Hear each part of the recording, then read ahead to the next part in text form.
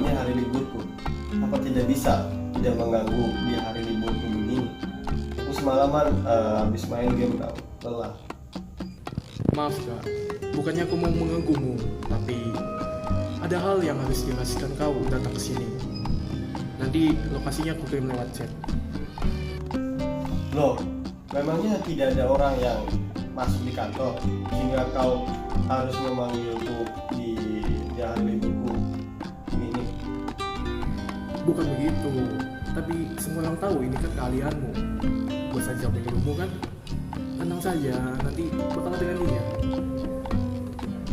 Loh, wah dia mau memutus teleponku. Kenapa begitu ya? Ada apa yang terjadi?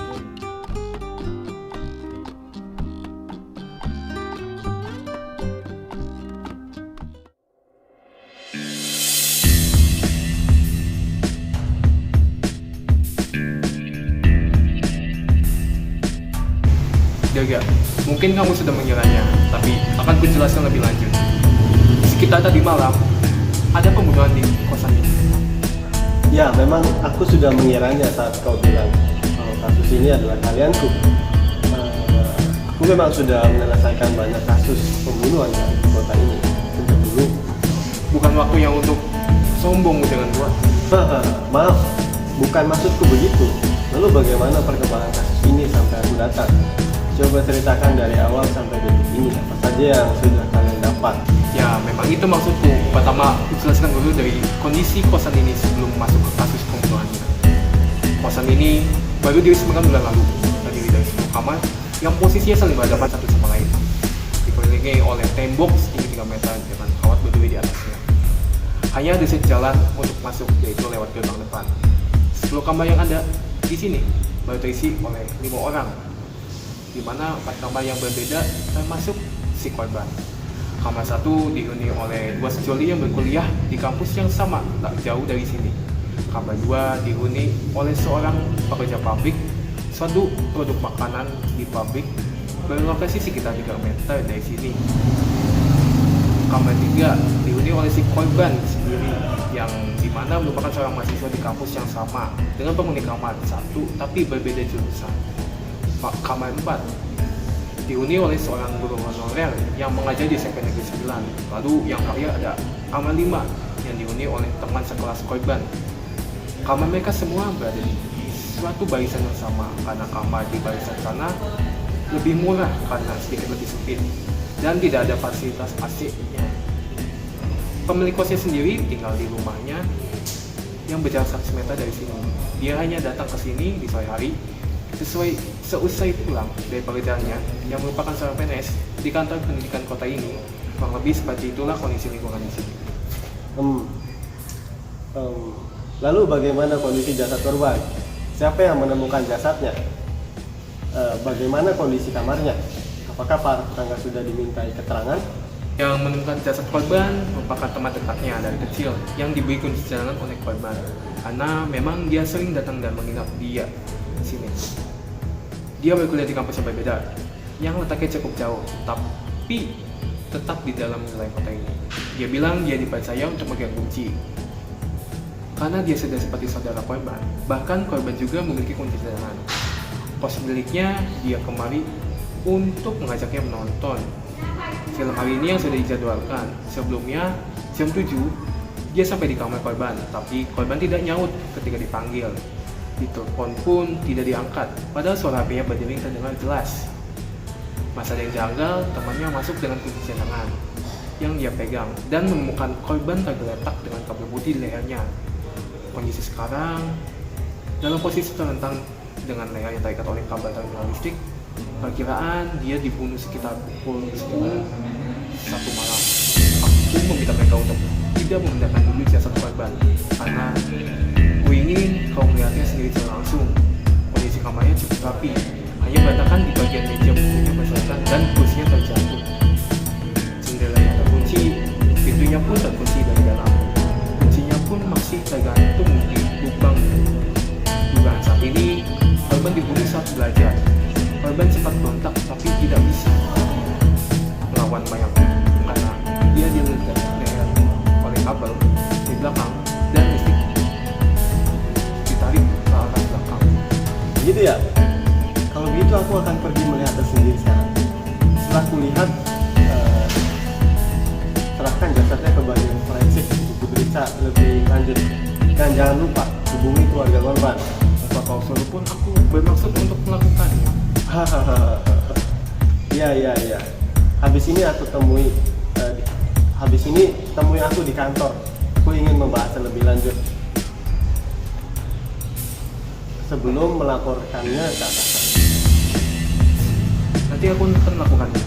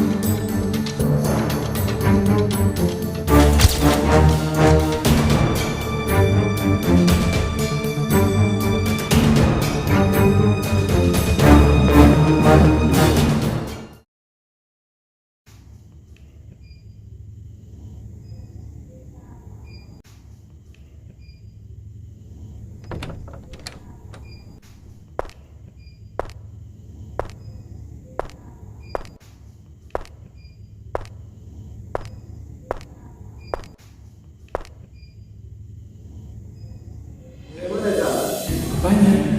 Kasusnya ada perkembangan informasi tentang kasus. Lalu ada rekaman CCTV atau tidak? Dan bagaimana hasil informasi dari para korban? Astaga, kau ini baru saja aku datang sudah membahas topik utama. Ya sudahlah. Ini flash disk berisi tentang investigasiku dengan kamar terus. Oke, baik. Karena aku periksa flash di sini.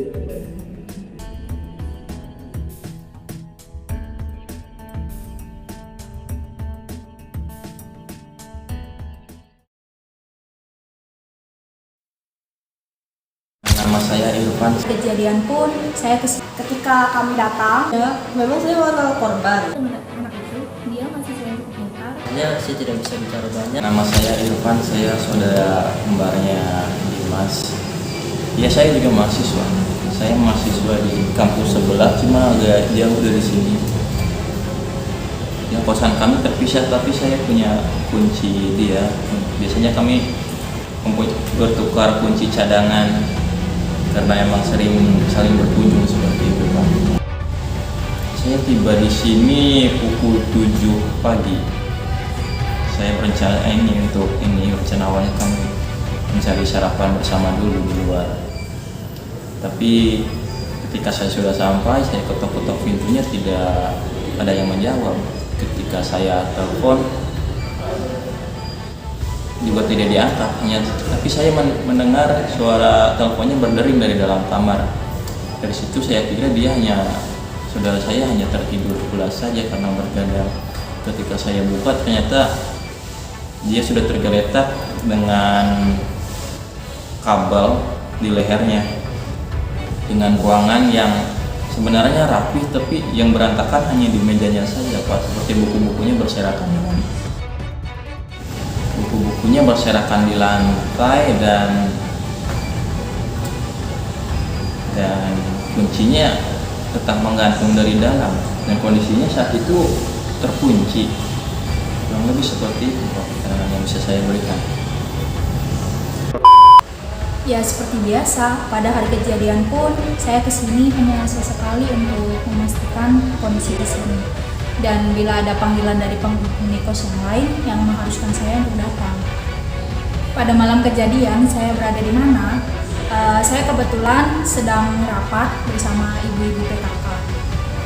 Karena malam itu jadwal rapat untuk ibu-ibu PKK. Saksi tentu banyak, saya berkumpul bersama ibu-ibu PKK yang lain. Saya akan tuliskan nanti siapa saja yang bisa Bapak tanya mengenai alibi saya bila Bapak perlu.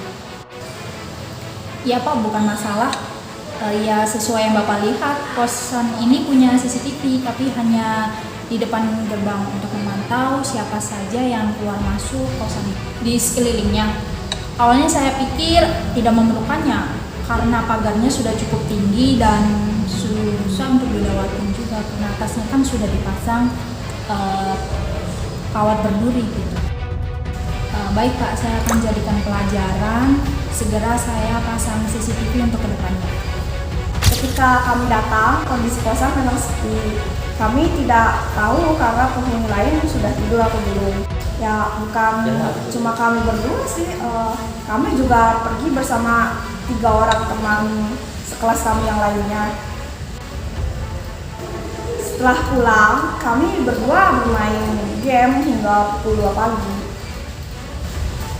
Mendengar hal yang mencurigakan, saya hanya mendengar suara jendela kamar lain dipukul-pukul, tapi tidak begitu menghiraukannya karena mungkin jendelanya macet ketika hendak ditutup. Saya yakin itu suara jendela ditutup. Ketika kami datang, ya saya tidak begitu memperhatikan sekitar. Mungkin ketika kami datang memang terbuka, makanya terdengar suara jendela tertutup. Atau ya saat itu saya dan teman saya tidak begitu memperhatikan jam karena ya sedang asik bermain game. Menghitung dari match yang sedang kami mainkan, mungkin ya sekitar pukul 12. Saya tidak begitu mengenal korban. Selain kami berbeda jurusan, kami hampir tidak pernah bertegur sapa. Bahkan di lingkungan kos ini, sama halnya dengan teman saya. Sudah cukup. Saya kira akan memakan waktu lebih lama. Baiklah, kalau begitu saya akan keluar.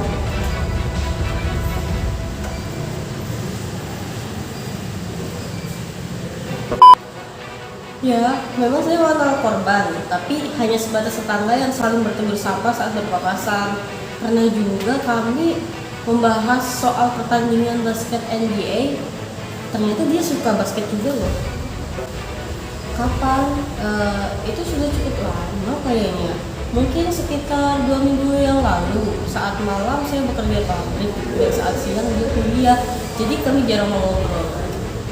Ya benar, memang semalam saat kejadian saya berada di pabrik. Saya diberi shift malam untuk minggu ini. Saya bekerja dari pukul 7 hingga pukul 5 pagi. Jelas banyak saksi. Absen harian saya juga ada tentunya. Saya bisa memberikan nomor handphone bos saya atau rekan kerja saya bila Bapak ingin memastikan. Begitu ya. Baik, untuk sekarang tidak perlu ya. Baiklah. Ya, karena saya cukup sering ngobrol dengan anak itu, dia mahasiswa yang cukup pintar, jadi saya rasa saya cukup mengenalnya. Mungkin karena dia seorang pelajar dan saya seorang guru, jadi kami cukup cocok saat ngobrol. Tidak, dia tidak pernah membahas tentang kehidupan sekolah maupun kisah cintanya kepada saya. Hanya sebatas obrolan ringan saja. Di malam kejadian, saya pulang dari kafe sekitar pukul 8 dan saya langsung tidur. Saya melakukan apa saat di kafe? Hanya mengerjakan pekerjaan yang belum sempat saya selesaikan di sekolah. Saya suntuk berada di kosan terus menerus. Jadi saya keluar sekali sekedar nongkrong atau sekedar berkeliling jalan-jalan malam. Ya, memang saya rasa alibi saya lemah sekali karena tidak mempunyai saksi atau apapun. Tapi saya harap bapak-bapak dari kepolisian tidak salah tangkap kepada saya. Ya, saya tidak memiliki motif apapun untuk membunuh korban. Saya rasa saya tidak mendengarnya. Saya juga sudah bilang saat saya pulang, saya langsung tidur sampai pagi. Baik Pak, kalau memang ada yang bisa saya bantu lagi, mohon panggil saya saja. Maaf Pak, sebelumnya saya tidak bisa bicara panjang lebar karena tenggorokan saya sedang sakit 3 hari belakangan ini. Nama saya Iman, ya saya mengenal Dimas, dia teman sekelas saya di kampus. Saya sudah mengenal dia 1 tahun lalu, namun karena perkuliahan kami dilakukan secara online tahun pertama, kami belum saling mengenal. Dari mana Bapak tahu saya semalam habis keluar bersama Dimas? Oh ya, saya lupa, di depan gerbang ada CCTV yang memantau orang keluar masuk. Ya memang sekitar pukul 7 kami keluar untuk membeli makan di depan. Kami makan di tempat, jadi kurang lebih kami kembali sekitar 30 menit setelah kami keluar. Ya, saya langsung kembali ke kamar ketika sudah makan. Tidak, saya punya alibi yang jelas. Tiap jam 8 malam, saya selalu bermain game bersama teman-teman saya. Apalagi kalau besoknya libur, saya pasti bermain hingga larut malam. Ya, memang saya sedang sakit, tapi hanya tenggorokan saja yang bermasalah. Badan saya seluruhnya fit. Saya tidak istirahat karena berencana ikut pertandingan game online bersama teman saya. Kami juga melakukan video call menggunakan Discord saat bermain game. Tapi saya tidak ikut bicara dulu beberapa waktu ini karena tenggorokan saya masih sakit. Tidak apa-apa, saya paham. Tanya saja apa yang perlu ditanyakan. Suara jendela tertutup. Maaf Pak, saya tidak mendengar. Karena ketika saya bermain game, saya selalu menggunakan headphone. Dimas itu orang yang cukup komunikatif. Dia dekat hampir dengan semua teman di kelas. Kalau di luar kelas, saya tidak tahu Pak. Tidak Pak, dia tidak pernah membicarakan soal asmara atau hal semacam itu. Bapak ingin berbicara langsung dengan teman-teman saya. Baik Pak, nanti saya akan tuliskan nama dan alamat teman-teman saya. Tetapi beberapa yang sangat dekat dengan Dimas saja ya Pak. Memang ada, saya rasa selain saya sendiri ada perempuan bernama Dina dan satu lagi Alex. Mereka lah yang paling dekat dengan Dimas selama ini. Teman tim saya, Bapak ingin menanyai mereka juga. Oh, untuk berjaga-jaga saja. Baiklah, nanti saya akan tuliskan saja Pak.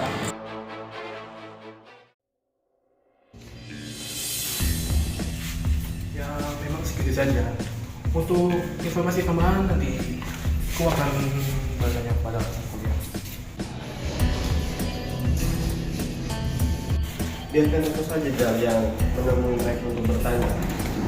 Lalu apakah rumah mereka jauh? Ya cukup jauh sih karena mereka dari tempat SMA ya, jadi di luar tempat. Tidak apa-apa, ada hal yang aku pikirkan. Jadi aku ingin menanyakan mereka secara langsung. Baiklah, nanti kita akan diskusi kembali. Oke, aku tunggu malam ini ya. Baik. Oke.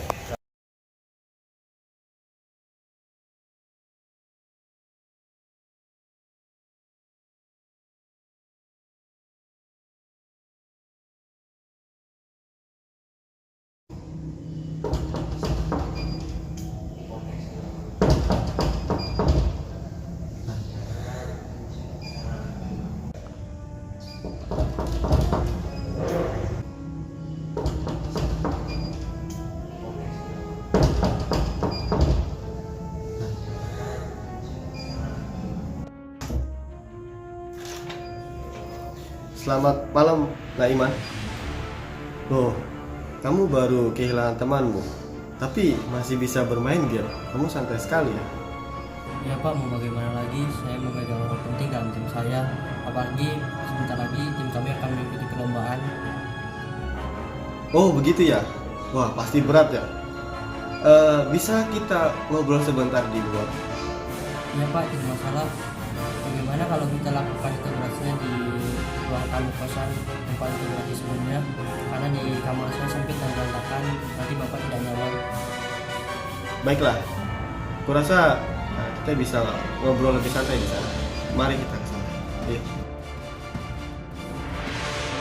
Kenapa Bapak ini tidak duduk Pak? Sudah, jangan hiraukan dia. Aku memang memintanya berdiri di situ. Baiklah Pak, kalau begitu. Nah, kau ingin membuat sebuah pengakuan atau mau aku yang membongkarnya? Bapak, saya rasa saya sudah memberikan. Sepertinya memang harus dari aku yang membongkarnya ya, nak. Tapi bukankah pintunya terkunci dari dalam Pak? Baiklah, kau yang membunuh temanmu kan? Tapi kalau pintunya terkunci dari dalam Pak, bagaimana mungkin bisa keluar kalau keadaannya seperti itu Pak? Biarkan aku yang menyelesaikan dulu apa yang ada di kepalaku. Setelah itu kau boleh menyangkalnya dengan argumen dan bukti kalau memang ada. Kau membunuh temanmu karena ada rasa cemburu kan? Karena perempuan yang kau sukai malah menyukai temanmu sendiri, dan temanmu berencana untuk mengungkapkan perasaannya karena temanmu juga menyukainya.